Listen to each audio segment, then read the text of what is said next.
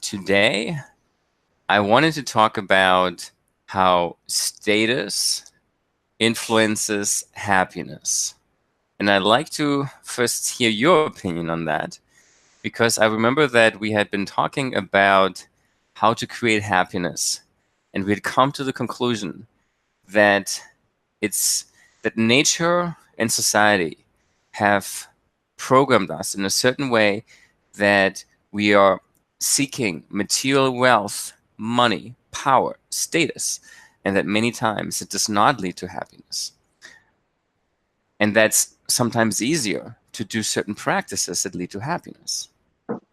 However, have been thinking about how status actually might be important in happiness. So I'd like to see first your opinion.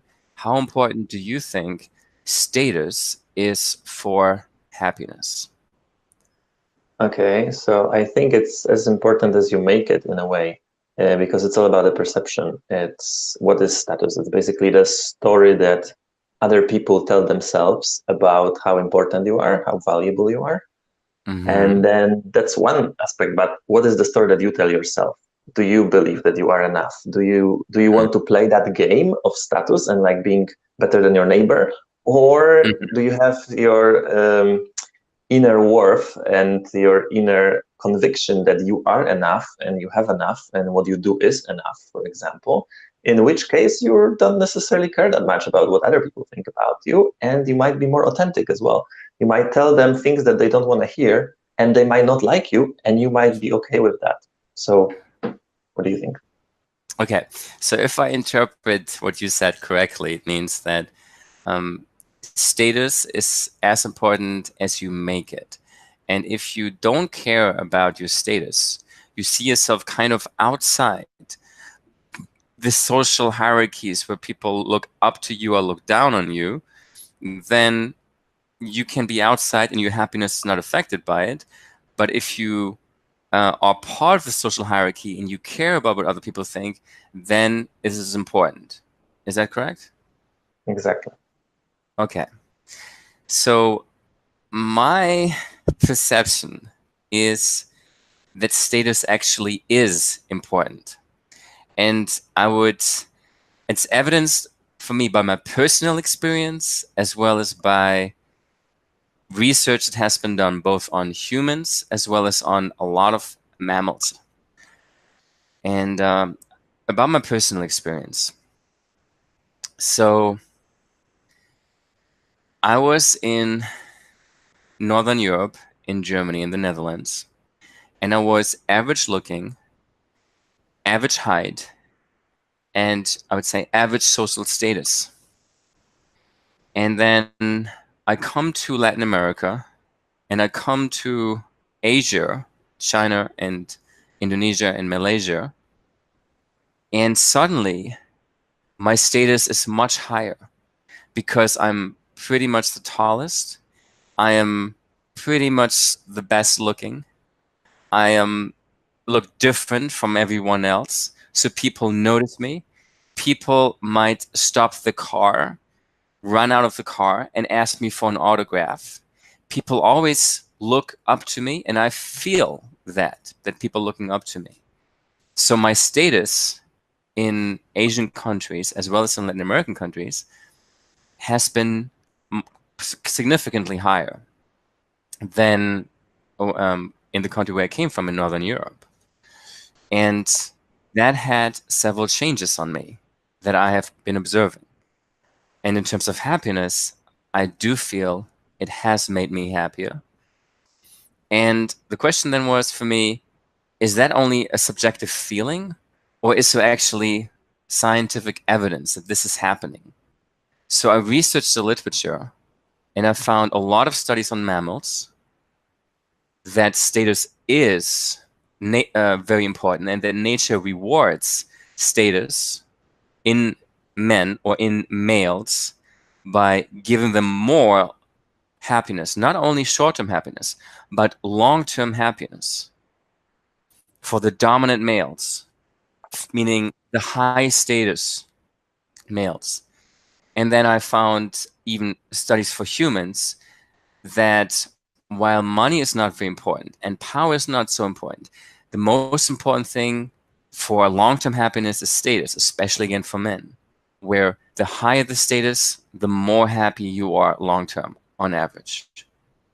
So that was quite interesting to me that actually status does seem to be quite important, both from my personal experience as well as from scientific evidence. Yes, I can see how that is. And also, I'm wondering if you would distinguish between two types of obtaining the status. Because you said that you just moved from one country to another, and by default, your status, so you didn't have to actually, I don't know, contribute something valuable to society or grow as a person.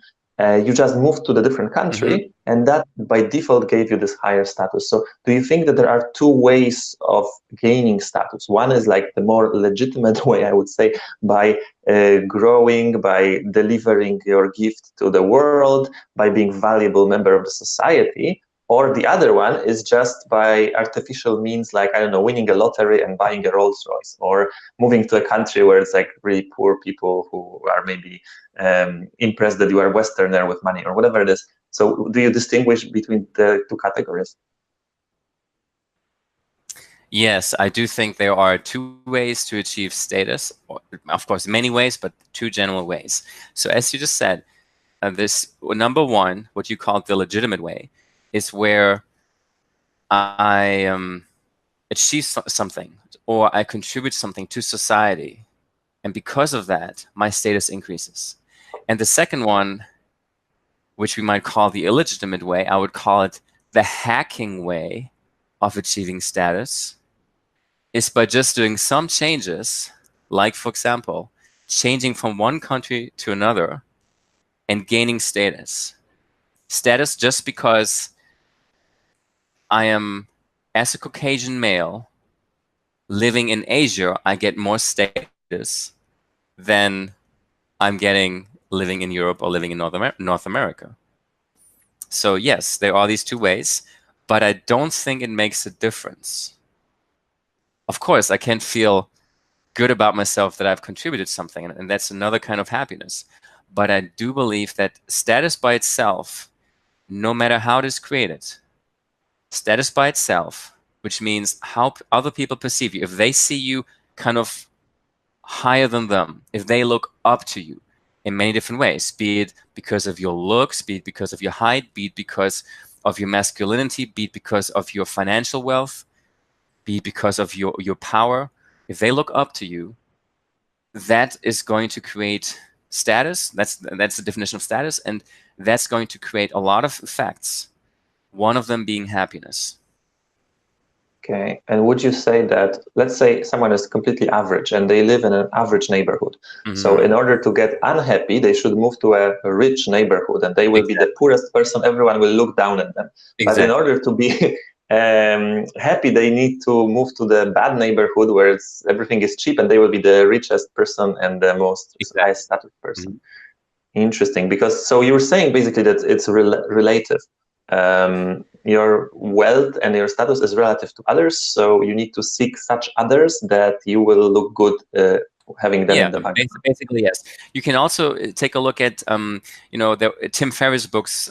You probably read it, and it talks about how you can live like a king because your money, as a Western citizen, Europe or North America, is worth much more in Latin America, Africa, or Asia than it is in developing countries than it is in your home country.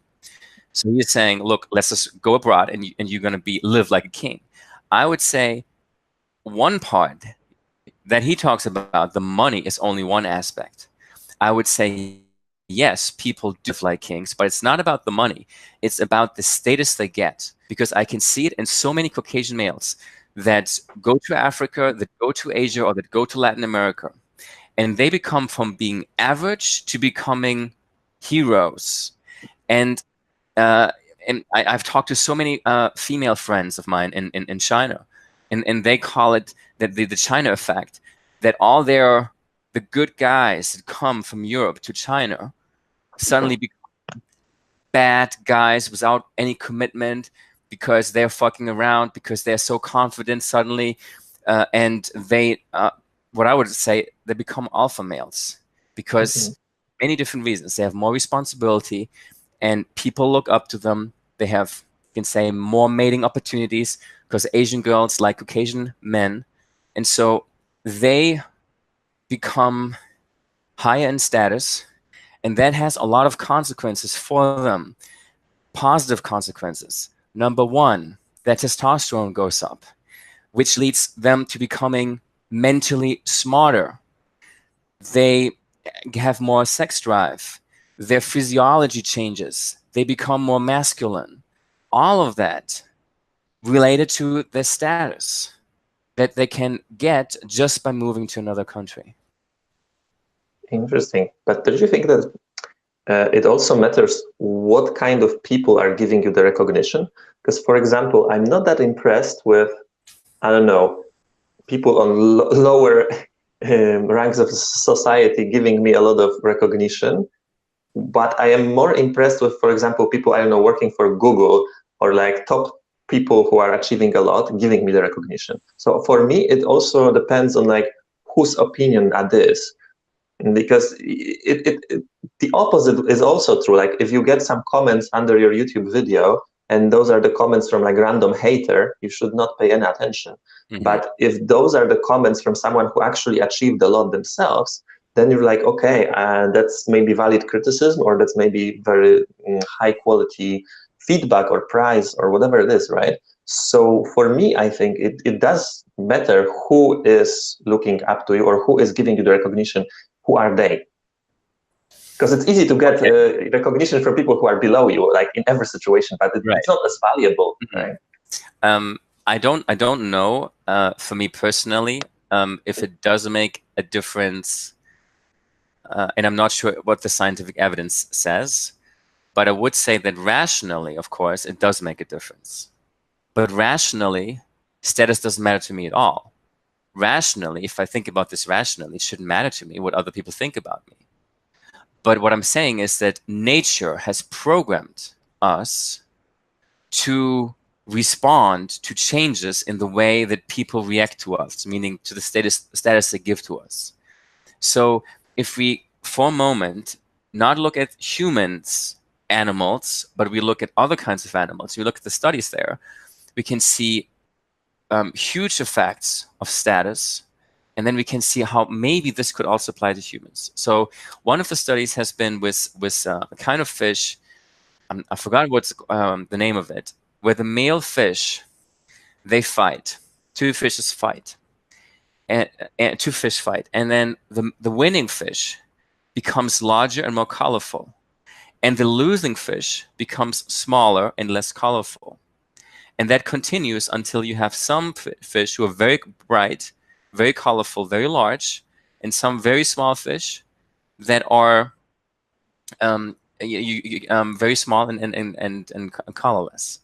Mm-hmm. Of course, all the mating opportunities go to the high fish, and the happiness hormones observed in the high fish are much higher. Very similar has been observed with lobsters, where lobsters change the physiology depending on the outcome of the fight. If they win, then they become bigger. If they lose, they become smaller. So it's a natural selection where nature says, okay, let me pick the winners and let me choose those winners to get the mating opportunities. I'm going to make them bigger so I can kind of weed out the weak ones and focus on the good ones. We can say the alpha males. And with humans, one of the main physiological changes is testosterone. So if you win in anything, in a tennis match or at work, you're going to get high testosterone. If you lose, you're going to get low testosterone. And even if you are a fan, for example, they measured 1994 World Cup final, Brazil, Italy. Brazil won. They measured the testosterone level of the Brazilians after the game and before the game, and of the Italians. And of the Italians, it decreased a lot. Of the Brazilians, it went up a lot because Brazil had won. So every time you're on the winning team, your testosterone goes up. And if you're on the losing team, your testosterone goes down. And that causes physiological changes. So one of the changes is mentally. When you, for example, ask people to imagine that they are faced by somebody who is more powerful than them, so they are low status, or they're in a position of power over somebody, and then they have to solve a mental quiz. Those people that imagine themselves that they're powerful, high status, they do better. So that you can see in humans, there are clear physiological changes that happen when you give people the impression that they're powerful. And, Mm-hmm. and this kind of what is the status and the kind of the feeling that I get subjectively. So I don't know if it's only from these what you say the high valuable individuals or of anybody, but what I really observe is by people generally in society treating me differently, be it the taxi driver, be it the guard at the house, be it I'm walking in the mall and I'm getting the eyeballs of women and of men looking at me, and maybe being intimidated or maybe being attracted. I don't know, but I can see that they're valuing me. They're giving me quite a high status, and that is making me feel good, and that is producing certain physiological changes inside of me, Mm-hmm. similar to those fishes and similarly to the lobsters. So Mm-hmm. it's not you feel bad, but you actually become a different person by having a high status. Okay, so basically we can use this to create certain perceptions in our brains that will be empowering us and will be increasing our testosterone and so on. So Exactly. in a way we can use the opinion of other people to be more positive about who we are, to believe that we are worthy and we're valuable, and that will translate into this. But maybe there are also ways to get the same mental effect and testosterone effect without necessarily relying on external validation. So, for example, you told about the football match. What if you love to play football and you play in order to give your best performance and you love to play and you really don't care about the results? So you might be playing against the better team and may lose. You might be playing against worse team and you may win. It doesn't matter to you, because what really matters is that you gave your best and you enjoy the activity and you go home equally happy in both cases. I think it really depends on like what game you agree to play in your mind. Is your game to compete with others, or is your game to maybe compete with yourself? And you can get that benefit not only by being recognized by others, but also maybe giving some recognition to yourself. And that might be more sustainable in the long run, because what if you lose that recognition of other people? So let's say you become famous and the newspapers write about you a lot and good things, and then someone says something about you and everyone hates you out of the sudden, and the newspapers write that you are the worst, and you will have a high and then you will have a low, as long as you believe that your worthiness is controlled by other people's and how they perceive you. And it's kind of a bit tricky with authenticity, because once we see that people will give us more recognition if we please them or we tell them what they want to hear, we might be engaging in inauthentic behaviors just to be popular, just to please others. Whereas I think sometimes authenticity requires us to tell the people the truth, even if it hurts, even if it's going to make them hate you for some reason. And some people, like, I don't know, Socrates or others, had the guts to be authentic and tell it how it is, regardless of what people will think about them. Copernicus, Galileo, they risked being very unpopular, hated, and they stick to what the truth is. And I think they believe that they are valuable doing that. Okay.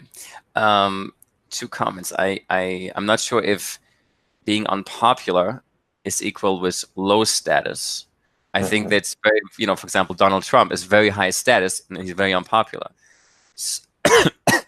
Um, and the other thing is, I don't. So there is a rational component where you can rationally say, I don't care about status, or we can rationally say, I don't want to fight. I just want to have sports for fun. But what we have to recognize is that we are a product of nature. And nature has made us for natural selection, especially the men. and we are made to fight. And the fighting is good, and it serves for the natural selection. So when you feel you have this competitive instinct that you want to win, and then you lose and you get low testosterone, making you more like a beta male, or you win and you get high testosterone, causing certain physiological changes that make you more an alpha male. That is the natural selection. So nature uses us fighting and wanting to fight in order to make to have winners and losers and to make the natural selection. Mm-hmm. So you can say, yeah, I don't want to fight. Okay, but there is a natural instinct in pretty much all of us, all of the men, that we are competitive and we want to fight. Yes, that's true. Um, Which is bad. I'm not saying it's good. It's bad. But that's just the way that we are. So I'm just recognizing the way that we are. I'm recognizing the effects because we are subject to those effects. I'm not saying it's good. It's terrible.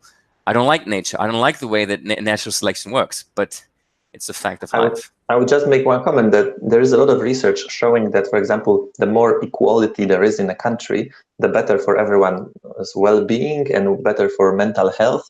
So, for example, countries where you have huge inequalities, there's more depression, there's more suicide, there's more shame that leads to violence potentially. Mm-hmm. So you look at Brazil, how unsafe it is, and so Mm-hmm. on. And these are the places where there are huge differences in status and wealth. And Mm-hmm. then you look at Sweden or whatever, where everyone is pretty much the same, so people don't feel worse because the upside of it is equal to its downside, I would say. So you having high status is I totally kind of agree. some people feeling bad about Yes. themselves because they are not as good as you are. So maybe also, and if natural selection still works, it's very debatable because all the babies survive, and people who are low IQ reproduce like 5 times more than people with high IQ and so on. So I don't know if those forces are still working like they were supposed to before.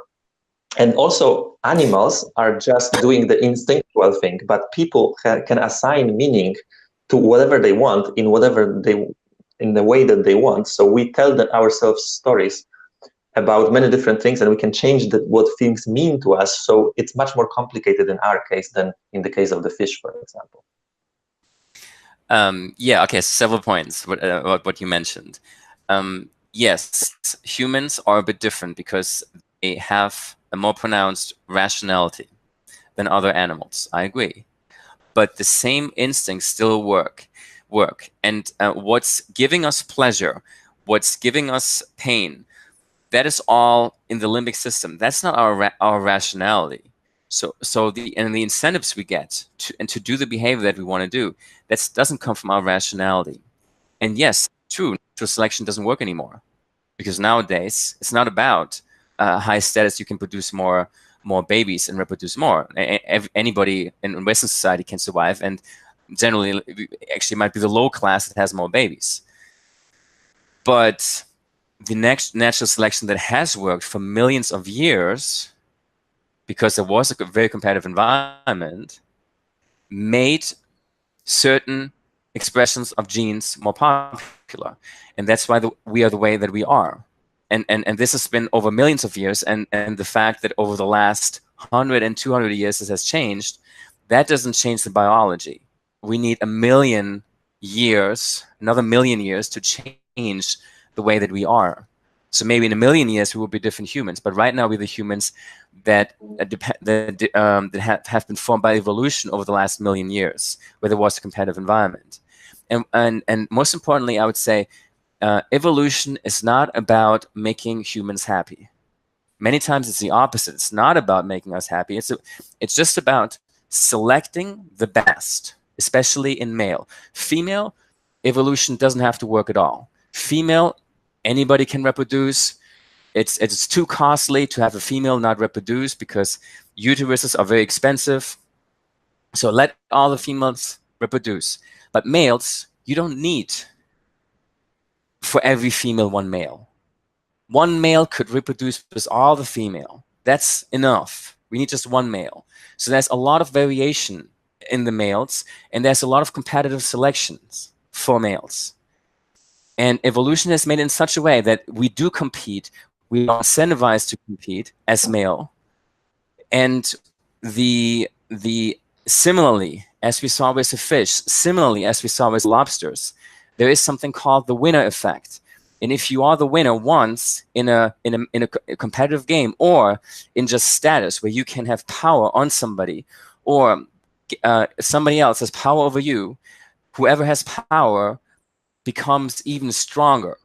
So it's a vicious circle. When you have power, you get even more power because you become stronger, because testosterone goes up, because your mental abilities go up.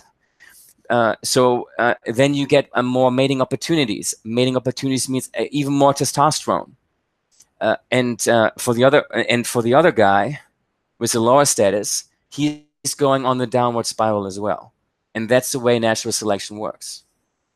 And it's Mm-hmm. not good. Again, I agree. If that's terrible, it's not good for happiness. But it's the way that nature designed us for natural selection. Mm-hmm. Yeah, I agree. This is like the main thing that's happening, though there's more variety, for example, in terms of personality types. So I think my type is the one that does not seek to lead and nor to follow. So basically, I don't necessarily want to be dominating, millions of people and telling them how to live their lives or something. Like, I'm not even interested in that on the, but I also don't want anyone to tell me what to do. And that's my thing. But some people do want to dominate a lot of people, and some people want to be dominated. There are the dominants, there are the submissive. So I think every one of us is also unique, and on average what you're saying definitely works. But then for some people, different things might be more important, different things might be less important. So there's a variation as well in terms of individuals. Well, it's interesting, Sebastian. What I would say is, if you come in a position where you have even more status than you have now, in a position, for example, you are in charge of several people under you, or you are in Asia, and everybody looks up to you. I think you also gonna be subject to the winner effect. You're gonna be subject to the natural forces of selection that has shaped your psychology in a way that if you get more status, several things will happen.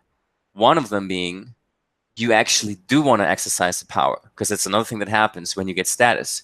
You actually do want to exercise the power. You do want to show that you are the one in charge and that other people should follow your orders, which now you're saying you don't want to, but I'm assuming that if you were even in a position of higher status, you probably would become that person. I'm not so sure because I've been in different situations in life, and I do believe that my need for autonomy and freedom uh, leads me to kind of avoid the situations where I have to, let's say, manage a lot of people. Or the fact that I want autonomy for myself also means I want autonomy for other people. And I'm actually annoyed sometimes by people displaying like lower status and to me giving me the higher status, like treating me like I was a king or something. This is unnatural, and I know that it's probably some problem with them mentally. Maybe they perceive themselves as people of low value and they have low self-esteem, and I'm like, this is unhealthy. I would rather deal with people who have healthy self-esteem and who recognize me as a valuable person, but they also recognize themselves as a valuable person. And there is this balance. I think in Europe, we are definitely culturally conditioned to be more equal and not have, I don't know, servants and, just like treating everyone as they are also a valuable human being who is also worthy and so on. So I feel better naturally in environments where the other person doesn't show low self-esteem. And if they give me some prize or something, they give it not to like, I don't know, not because they feel unworthy, but because they feel worthy as well. And they also recognize that I did a good job or something. Okay, yeah, I mean, maybe there are differences. Just from my own experience, when so when I felt that I had a average status, not very high, how I would be if I have a high status. And then at several points in my life, I felt I had a very high status. Like right now, I would say I have a high status, partly due because I'm managing a company with people in the company that I'm pretty much, you could say I'm heading the company. And I'm in an environment where I am, as a Caucasian male, I am different. And I would say generally I am more handsome, more masculine, and people generally me. And looking introspectively into what has happened, I can see several changes that have occurred. Number one, and people that knew me before have noticed that, I become more confident. Number two, my social anxiety goes down. I'm able to talk to anybody. Before, I would have social anxiety. Number three, I become more masculine. And it's kind of strange because, like, how would you become more masculine? In fact, uh, I can see it in my body. My body, a lot of people are commenting on my body saying, wow, you look like you're going to the gym every day. And I'm saying, no, actually, I don't. I actually almost never go to the gym. And they're like, no, you're kidding. And I don't know what it is, but it seems that even my body has transformed, being high status. And I can notice the sex drive has increased. So a lot of these things that I didn't think would happen happened just by me leading a company and by me being in a country in Asia where people give me high status. Interesting. So maybe that's one of the ways that you can manifest these changes. Maybe another way to manifest these changes would be to do a creative visualization every day about, how you want your perfect life to be or how you want to be treated by other people. There is potentially many ways to achieve similar results, and maybe that's one of them, and that's maybe something that was most available to you at this moment. But I do believe there are more ways to feel more confident and to feel have less fear and anxiety. And part of that is also working on the spiritual development, on forgiving yourself, forgiving others, cultivating peace and happiness within you, and gratitude and so on. So then you also become kind of less needy for approval and attention of others. So then you are also more likely to maybe approach people and have less social anxiety, because you know that there is nothing they can take away from you, and there is nothing that they need to give you for you to feel happy. So I think the same result can be gotten in so many different ways. And this would be one of them. Okay. All right. So it seems like you, for yourself, hearing about all the benefits that I've gotten, kind of in a way that I was hacking the status, you seem to not want to go the same way, to just, for example, go to Africa or Asia or Latin America and try to become higher status just by being in a different environment. But Mm-hmm. you seem to have found other ways where you might be able to achieve similar effects, right? Mm-hmm. Yeah, and I think I really felt valued and high status, maybe or not, when I worked with people who are amazing. We're putting this event together once in the headquarters of Google in London, and I worked with some like really amazing people in a team, and that was an experience. I was like, wow, like all of these people are brilliant, and just being surrounded by brilliant people and being, you know, one of them, being an equal with them and being able to cooperate smoothly, like that was giving me a huge boost, for example. Whereas when I was in third world countries and I did not enjoy the attention, I don't want everyone to look at me all the time and point me with their fingers. I do want to blend with the crowd. I value my privacy. I don't want to be observed by all the people all the time. Even in terms of like online, like, okay, I share insights online on YouTube and so on. But I do feel a little bit uncomfortable as an introvert, let's say, that so many people are like following what I do and maybe judging that or something. So sometimes I do like to be private and step down from that. And I walked away from this kind of life before in order to be just completely private and free, therefore free. Because I also value authenticity and I value the fact that I can do whatever I feel like doing rather than whatever is consistent with my online image or whatever other people like giving so much attention to what others think about me all the time. I'm like, yeah, maybe that's too much attention at some point. Okay. All right. I mean, which is something I've observed as well. There is definitely a pleasure of working and being in a social circle of people that are similar to you and have a similarly high status as you, which if you are with people of high status, same status as you, your relative status might be lower. I agree with that. Nonetheless, I think from the scientific studies on mammals, as well as the scientific studies on humans, and from my own experience, I think we can conclude that for at least the majority of humans, or at least the majority of males, having a high status leads to physiological changes, leads to an increase in serotonin, leads to an increase in dopamine, meaning an increase in happiness and a long-term increase in happiness. So if there are ways that you can hack status, then that's a good thing, and you should try to go and to do it, to try to increase your status.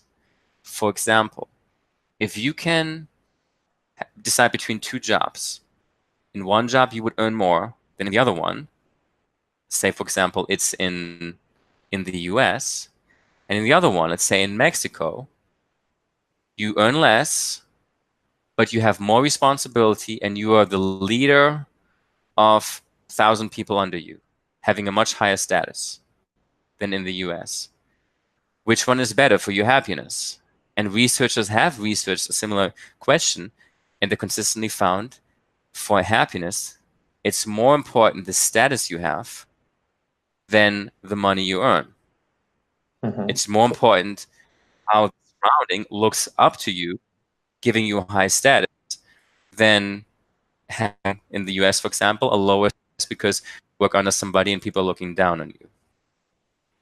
That's true. I've seen this research as well. And just came to my mind this quote from the poet Rumi, which says, I want to sing like the birds sing, not worrying who hears or what they think.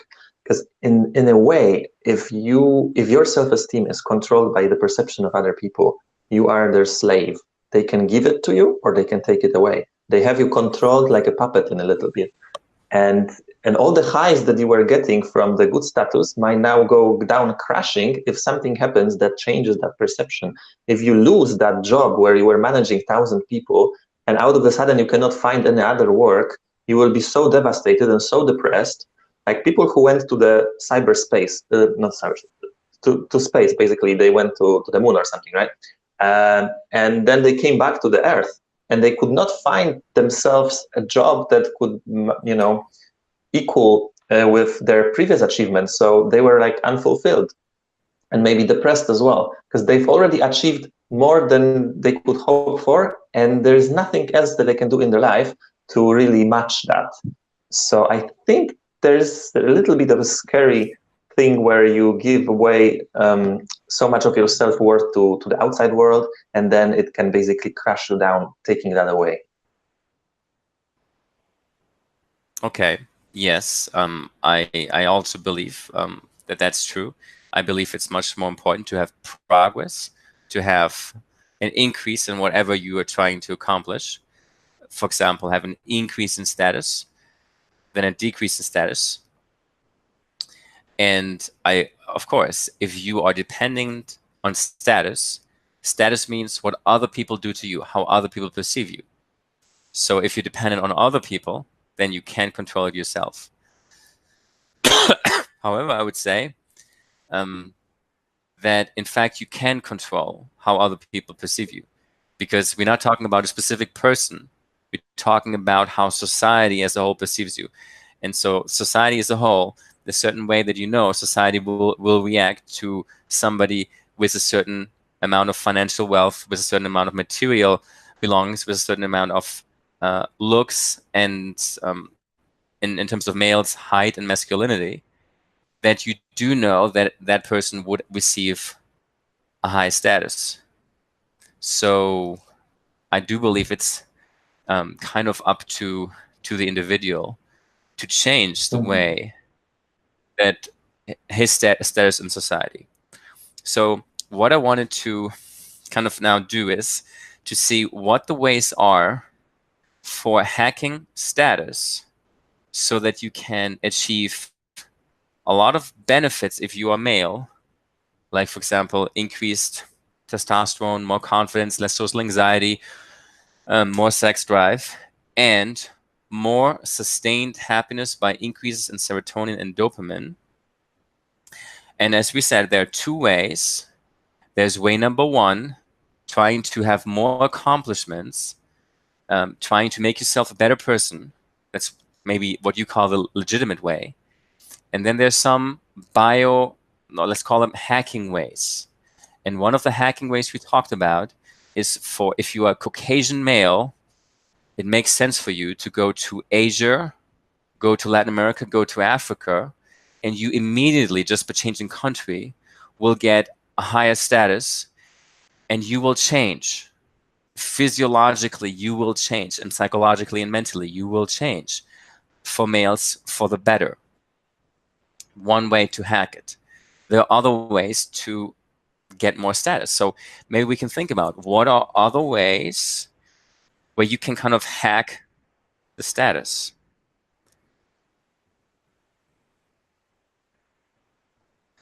For example, one way for me is when you work in a company where you have a boss, even though you're making good money, but this boss kind of restricts you in your freedom and shows you clearly who is the boss, then you always going to be the better male.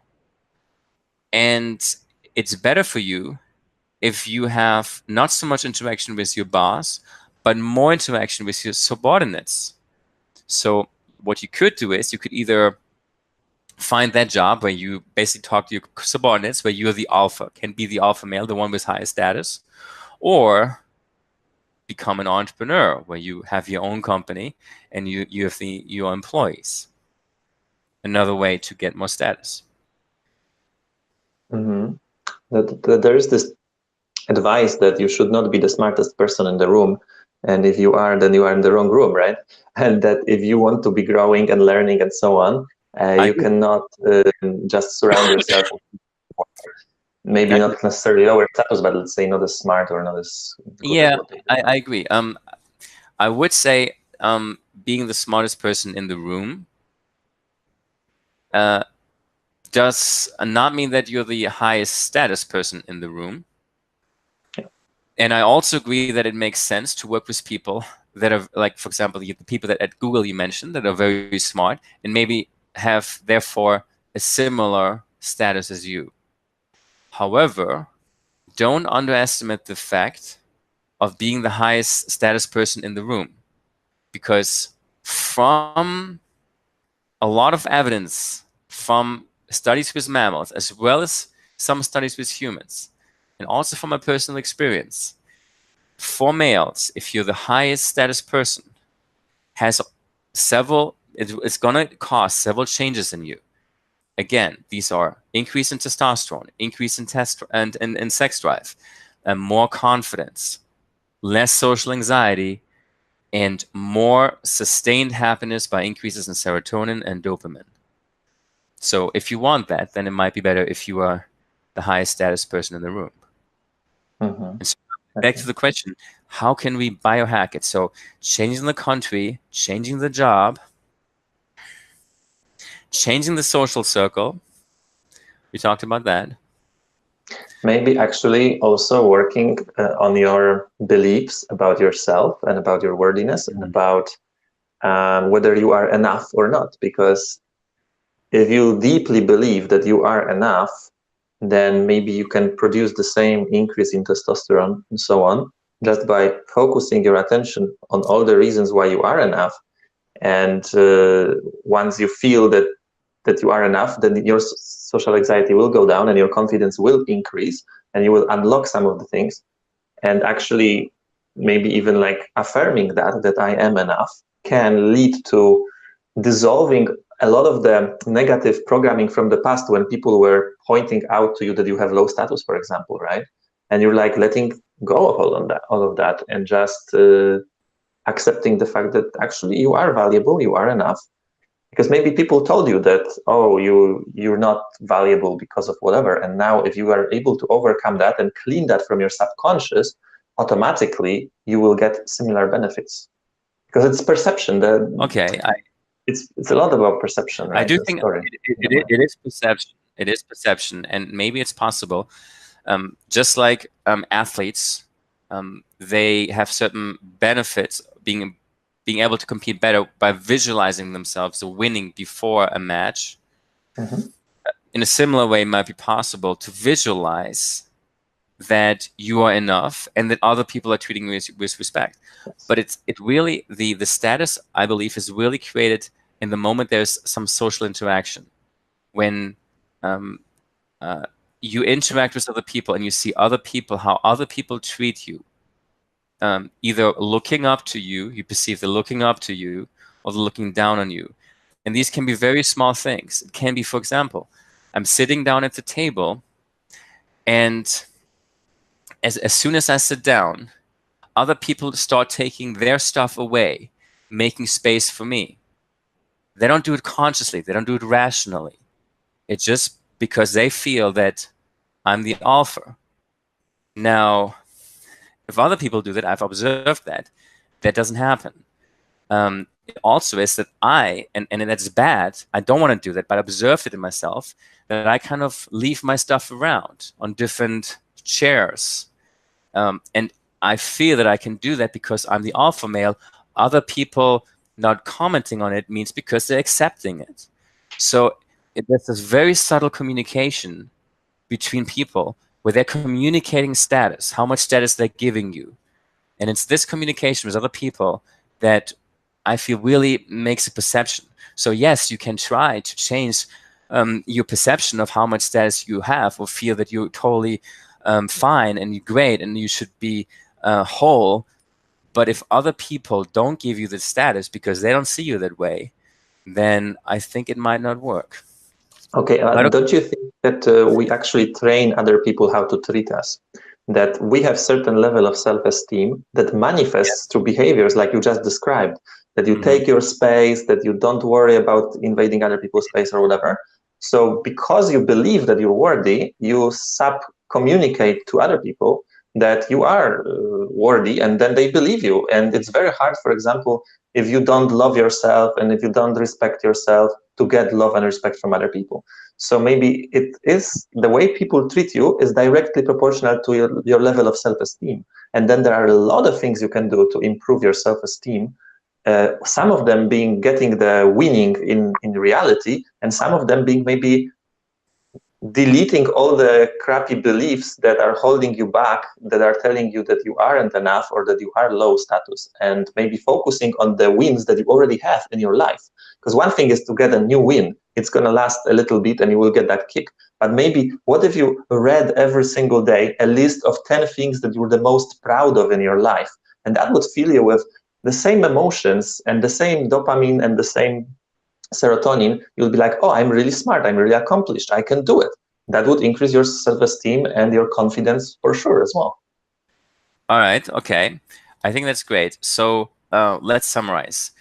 In order for males to get all these benefits of having high status, which are more confidence, more sex drive, less social anxiety, more dominance, more intelligence, even, and more long term happiness with increased serotonin and dopamine, there's several things we can hack. Number one, change the environment. For example, change your job, change the country you're living in to get more status. Number two, fake it till you make it. So that when you fake it, other people will see you as high status and give that high status to you. Number three, the tomato can effect, which is you just choose competitors which are lower than you and compete with them, and you're going to win. And by winning, you get the winning effect that your status increases as you win. And then you say belief system, and just thinking about all the accomplishments you have, feeling proud of yourself, the inner belief system. And I would maybe add one more, which is just increase testosterone. So status is very closely connected to testosterone. So by increasing testosterone, we can actually, the other way around, also increase status. And so different ways that you can increase testosterone. Maybe we can just quickly talk about those things because we mentioned those things before. How can we increase testosterone? Oh, that with exercise and diet and this kind of things. Yeah. Exercise, very important. Not eating out of plastic because there's estrogen. Not drinking too much soy milk or tofu. When you eat meat, well, one thing is important. Do get saturated fat and do get cholesterol. So eggs, for example, are good. When you eat meat, make sure it's grass-fed meat, because if they only fed soy, the Yes. isoflavin in the soy, which acts like a xenoestrogen, reducing your testosterone, accumulates in the body of that meat, which means that if you eat the meat, your estrogen goes up. So all those things you can do to increase your testosterone to also hack your status. Yes. And then just not forget about your baseline self-esteem and believing good things about yourself and believing that you are enough and projecting that into the world, because your beliefs are communicated to other people subconsciously, subliminally, in your tone of voice and in the fact that you leave your stuff around, like you just mentioned, right? So it's very important, like what we truly believe, what story we're telling ourselves about our own worth, and that will be reflected in how others are treating us in the end. Yes, I agree. All right. Anything else that we should add to the discussion of how status can influence happiness and how it's possible to hack status? I will just be, yeah, I'll just make this point that the happiest person in the world, according to scientists, is a Buddhist monk who's not concerned at all about status. So there's another way of interesting paradigm shift right there. What do you think about this? Well, I guess, yeah, it's a good thought.